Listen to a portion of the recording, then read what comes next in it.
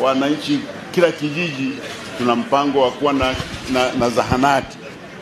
Kwa hiyo unatoka nyumbani kwako unakwenda kwenye zahanati. Ikishindikana unakwenda kilomita chache kwenye kituo cha afya.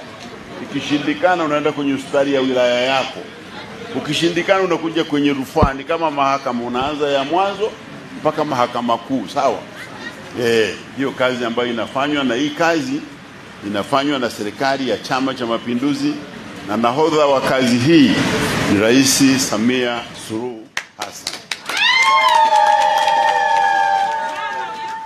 Kwa hiyo tunaposema Samia mitano tena, hatusemi uongo, tunasema mambo ya kweli yanayotokea.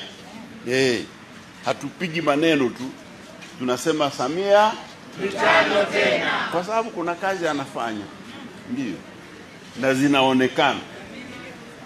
Lakini nyinyi mje hapa mdanganywe na maneno matupu tu ya watu wanapita, mara waenda Angola wafukuzwe, mara wapi. Mtapoteza wakati wenu bure. Asante, tuende tukajenge.